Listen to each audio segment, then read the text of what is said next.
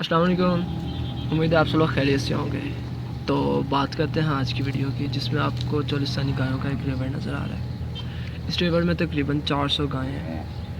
मेरे लिए भी ये बात हैरान कुन थी, क्योंकि इससे पहले आज तक मैंने जो भी 300-400 गायों का हट देखा है, रिवर देखा है, वो सिर्फ कमर्शियल फार्म पे देखा है, जहाँ हर काम बहुत मैनेज तरीके से चल रहा होता है।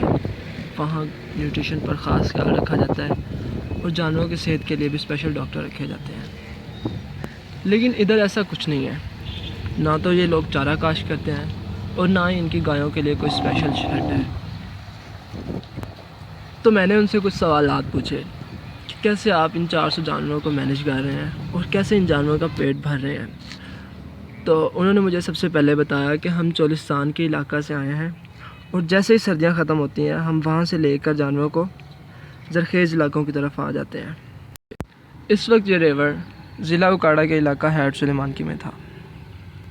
उन्होंने बताया कि हम ऐसे ही पूरा साल अपने जानवरों का एक शहर से लेकर दूसरे शहर में जाते हैं और हमें जहाँ पर भी कोई खाली फसल नज़र आती है उसमें ले जाते हैं, क्योंकि आपको भी पता है कि आबादी बढ़ने की वजह से अब कोई भी जगह खाली नहीं रही है। सारी जगह आबाद हो गई हैं और कोई भी ज़मीन बंजर नहीं है। हर जगह फसलें उग रही हैं और खेती बाड़ी हो रही है। इस वजह से घास ढूंढना तो नामुमकिन है। तो जगह सिर्फ बचती है कि जिधर फसलों की कटाई हो रही हो। ये लोग उन फसलों में ले जाते हैं और वहाँ पे जो भी फसल होती है उसके बाकियात खिलाते हैं। जैसा कि पहले गंदम की कटाई होती रही है तो गंदम के वो पराली खिलाते रहे हैं, और अब मकई की कटाई हो रही है तो मकई के खेत में ले जाते हैं।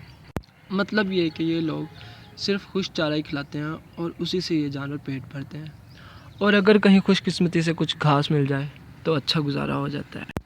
आजकल सोशल मीडिया पर एक जंग चल रही है कि कुछ लोग कहते हैं कि देसी अच्छी है और कुछ देसी को बहुत बुरा कहते हैं, और देसी को अच्छा कहने वाले भी लोग बहुत कम हैं, और कुछ कहते हैं कि वलायती अच्छी है और कुछ कहते हैं वलायती बुरी है। मैं इस बहस को छोड़कर बस ये कहूँगा कि देसी अपने इलाके के हिसाब से बेहतर है और वलायती कमर्शियल फार्मिंग के लिए बेहतर है। तो हमें इस जंग को छोड़कर अपनी नस्लों की बका के लिए लड़ना चाहिए और उनको इम्प्रूव करना चाहिए, क्योंकि ये वक्त उनकी दूध की चुवाई का था। तो मैंने ख़ुद भी देखा और उनसे भी पूछा, तो अंदाज़ा हुआ कि ये गायें 4 से 5 लीटर एक टाइम का दूध दे रही हैं, मतलब दिन का 8 से 10 लीटर, जो कि खुश चारे पर बहुत है।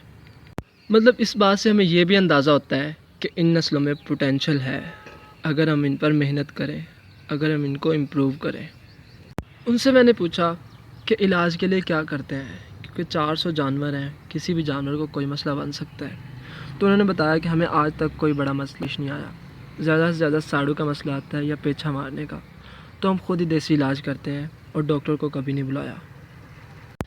फिर मैंने उनसे पूछा कि आप इन जानवरों की डिवर्मिंग, वैक्सीनेशन या टिचड़ों के लिए टीके लगवाते हैं। तो उन्होंने कहा कि पहले नंबर पे तो हम ये अफोर्ड ही नहीं करते कि 400 जानवरों को इंजेक्शन लगवाएं, और दूसरा ये है कि हमें कभी ख़ास ज़रूरत भी नहीं पड़ी, क्योंकि आपको भी पता है कि देसी जानवरों में चिचड़ों के ख़िलाफ़ मुदाफ़अत होती है। इस वजह से इनमें चिचड़ों से होने वाली बीमारियों का भी ज़्यादा मसला नहीं आता, जैसे बबीज़िया और थलीरिया। आपको भी ये बात मालूम है कि चोलिस्तानी गाय चोलिस्तान के इलाके से है, जहाँ पर गर्मियों में टेम्परेचर 45 डिग्री तक पहुँच जाता है। तो इस बात से अंदाज़ा लगाया जा सकता है कि चोलिस्तानी गाय इतनी गर्मी को बर्दाश्त करके भी, कम खा के भी दूध देती है।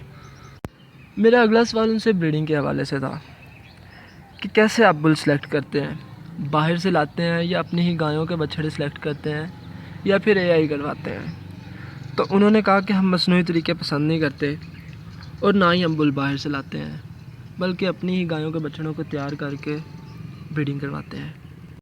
उनमें से जो हमारे इंतखाब पर पूरा उतरते हैं या हमें पसंद होते हैं उनको हम रख लेते हैं, और बाकी बछड़ों को हम छोटी उम्र में सेल कर देते होते हैं। तो इधर मुझे एक नेगेटिव पॉइंट नज़र आया कि ये लोग सालों से और नस्लों से ब्रीडिंग करवाते आ रहे हैं, लेकिन कोई ख़ास सुधार नज़र नहीं आ रहा और ना ही दूध की प्रोडक्शन बढ़ रही है। तो उसकी वजह ये है कि ये लोग इन ब्रीडिंग करवा रहे थे, मतलब अपनी ही गायों के बछड़े आगे उसी हर्ड पे इस्तेमाल हो रहे हैं, उसी में उनकी बहनें हैं, उनके ब्लड रिलेशन हैं, उनके बाप के आगे बच्चे हैं दूसरी गायों से, तो वो इन ब्रीडिंग करवा रहे थे।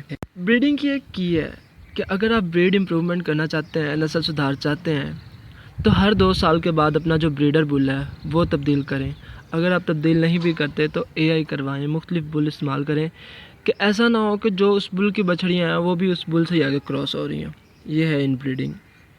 لیکن پھر بھی ہمیں اس طرح کے لوگوں کا شکر گزار ہونا چاہیے جنہوں نے نسلوں کو بچا کر رکھا ہوا ہے، ورنہ دیسی نسلیں معدوم ہوتی جا رہی ہیں۔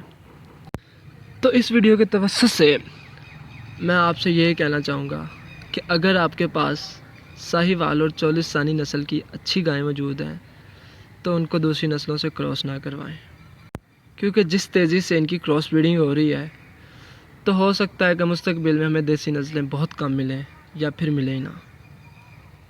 میری اس ویڈیو سے آپ کو اندازہ ہو رہا ہوگا کہ ہماری دیسی نسلوں میں بھی پوٹینشل ہے، بس ہمیں ان کی اہمیت کو سمجھنے کی ضرورت ہے اور ان پر محنت کی ضرورت ہے۔ میری ایک کوشش ہوگی کہ انشاءاللہ اگلی ویڈیو میں آپ کو چولستانی اور ساہیوال نسل کے ان بلز کی لسٹ دوں جو ہمارے مختلف سیمن پروڈکشن یونٹ پر موجود ہیں اور جن کی ماؤں کے ریکارڈ بہت اچھے ہیں، تاکہ ان کے سیمن رکھوا کر ہم نسل کو سدھار سکیں۔ اور اگر آپ کو ویڈیو پسند آئی ہو تو پلیز لائک اور سبسکرائب کیجیے گا۔ اللہ حافظ۔